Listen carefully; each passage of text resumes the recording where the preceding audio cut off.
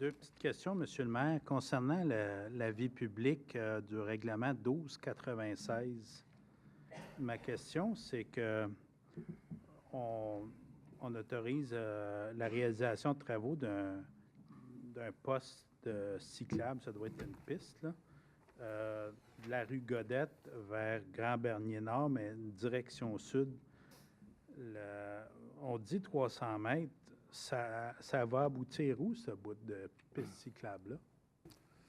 J'ai pas les schémas devant moi, là. Je peux prendre en délibéré. Ou Mme Marcoux, peut-être, mais Mme Marcoux va nous donner un petit coup de pouce. Si je comprends bien votre question, là, si on est à la même place, là, on parle du projet de la rue du Biat, là, puis Como. Ben, ici, il y a un nouveau projet de maison, là.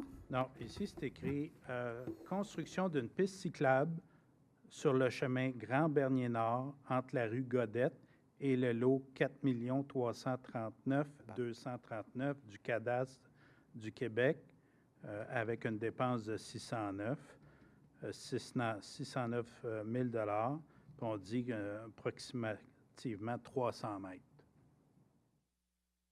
Moi, je vous dirais que ça rentre au coin du terrain, là, où les lignes de l'Hydro-Québec, là, en quelque part là, parce qu'il y a comme...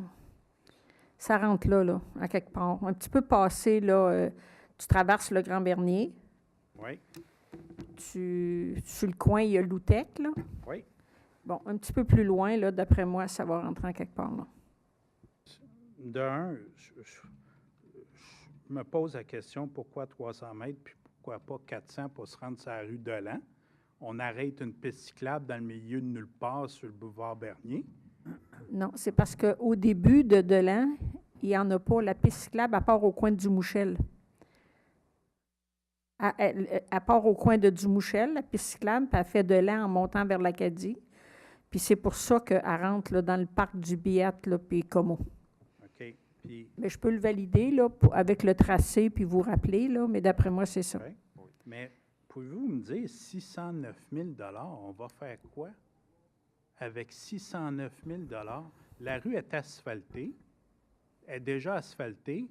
Allez-vous mettre des bornes? Allez-vous mettre un chose trottoir? Vous allez faire quoi pour presque 600 000 $ pour un bout de piste cyclable, 300 mètres? OK. Écoutez, M. Blais, je vais aller voir le dossier, je vais fouiller, puis si vous voulez, je vais vous rappeler. Bien, vous pouvez m'envoyer un courriel, là, mais j'ai pas de problème. Honnêtement, là, 600 000 pour 300 mètres de piste cyclable. Si vous permettez, M. le maire, il y a une intersection d'inclus là-dedans avec des feux de circulation. Là, c'est ce qui fait augmenter les coûts de façon importante. Tout est dans le feu de circulation? En bonne partie, oui. Il est fait, ce bout-là. C'est pas simple, là. Deuxième question concernant votre... honnêtement, là, 600 000, pour vrai, là, c'est indécent, là, pour traverser un coin de rue, là, puis mettre des bornes, là. Je peux pas croire, là, que ça coûte, vous allez me dire, 300 000 pour changer le feu de circulation ou mettre ça au point pour faire. C'est ce que ça coûte. Il n'y en a pas de feu. Anyway. C'est fou. Le deuxième point, c'est la vie publique 1298. Réalisation de travaux de pavage des accotements de la rue Baillargeon, remplacement du réseau électrique des lampadaires. Est-ce qu'on pave les accotements des deux côtés, seulement un côté, sur toute la longueur de la... Quentin va vous répondre. L'accotement des deux côtés. Les lampadaires sont situés du côté est, de la rue Baillargeon, tout le long de Baillargeon. Sur 3,2 km?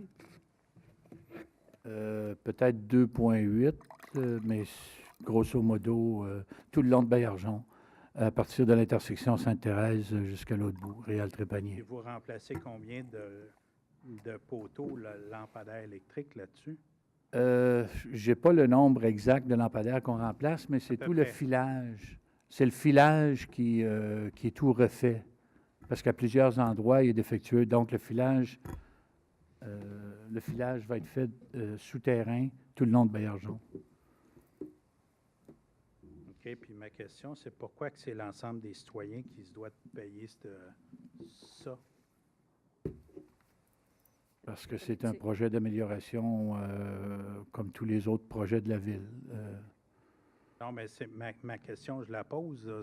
Pourquoi c'est généralement là, l'île, on s'entend là, que c'est des citoyens. Tu ne te promènes pas sur l'île si tu ne résides pas là ou si t'es pas ou tu ne vas pas en visite, rendre visite là, mais généralement, il faut que tu habites sur l'île. Pourquoi que c'est l'ensemble des citoyens de la ville qui payent cette portion-là? C'est dans la politique d'infrastructure. Si je ne vais pas sur Jacques Cartier, moi, est-ce que je vais prendre le même argument pour ne pas payer les travaux sur Jacques Cartier? Non, mais je pose la question. Moi, j'ai demandé des lampadaires sur la rue Savard pour des raisons de sécurité. On me dit non, M. Blais, c'est une route, c'est juste utilisé par les gens du quartier. Puis en plus, ce n'est pas une collectrice. Sauf que le camion là, qui passe la gratte, là, il passe 8 fois par jour. Là. Okay? Là, on parle de lampadaires qui ont dû être payés, on ne sait pas par qui. Là, vous changez le filage électrique, mais là, la question que je demande, c'est pourquoi que c'est l'ensemble des citoyens qui doivent se payer ça? Tout se fait conformément à la politique de partage des coûts qui est en vigueur actuellement. C'est-à-dire que si des infrastructures sont nouvelles dans une rue, par exemple, alors ce sont les riverains qui payent, les citoyens de cette rue-là. Si c'est une infrastructure existante qui arrive au terme de sa vie et qui est remplacée, la politique de répartition des coûts actuelle, c'est que c'est l'ensemble de la ville qui paye. OK. Donc, si l'infrastructure a été installée là, voilà 30 ans, puis là, ça vient à échéance, c'est l'ensemble des citoyens, comme les tuyaux. Comme le pavage ou... exactement. C'est correct? Oui. Si le citoyen a payé pour faire des infrastructures... Le citoyen n'a pas payé pour faire poser des lumières, je m'excuse. Là. C'est l'ensemble, ça doit être la ville de Saint-Luc qui a dû payer pour faire poser des lumières là, dans ce secteur-là. Quand on prend un développement, prenons une nouvelle rue qui s'ouvre. Oui. Il y a toutes les infrastructures nécessaires à cette rue-là, que ce soit l'asphalte, les trottoirs, les bordures, les lampadaires. Oui. Les coûts sont assumés par les gens de la place. Les coûts d'installation des premières infrastructures, ce sont les citoyens, les riverains de la rue qui vont payer pour. Dans 30 ans, si on doit refaire cette rue-là, à ce moment-là, c'est l'ensemble de la ville qui paye pour la mise à niveau. Ça, ce que vous me dites, là, c'est que les nouveaux quartiers, comme à Saint-Luc, où est-ce qu'il n'y a aucun lampadaire, aucun trottoir, aucun service, va payer à perpétuité pour l'ensemble des vieux quartiers qui se sont donnés des trottoirs, des lumières, il y a 30 ans, et que maintenant, ça vient à échéance, et que maintenant, je me dois d'assumer le renouvellement de ces infrastructures-là parce qu'ils ont été bâtis il y a 30 ans sur un autre modèle, puis que nous, les vieux quartiers, qui n'ont pas ces services-là, qui n'ont pas de trottoir, qui n'ont pas rien, on paye pour le déneigement, on paye pour toutes ces infrastructures-là, puis on paye pour les remplacer aussi.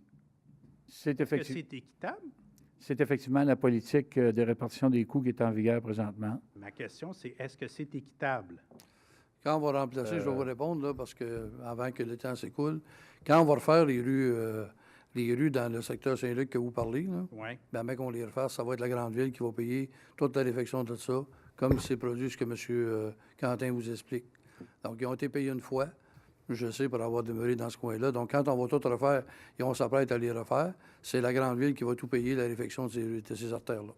OK. C'est Mais bon? vous auriez dû en profiter, là, vu que vous allez changer tout le filage, de moderniser votre type d'éclairage, puis la mettre plus conforme, plus environnementale, puis en plus, moins coûteux en électricité aussi, changer le globe pour mettre des lumières au DEL, faire en sorte que ça coûte moins cher aux citoyens.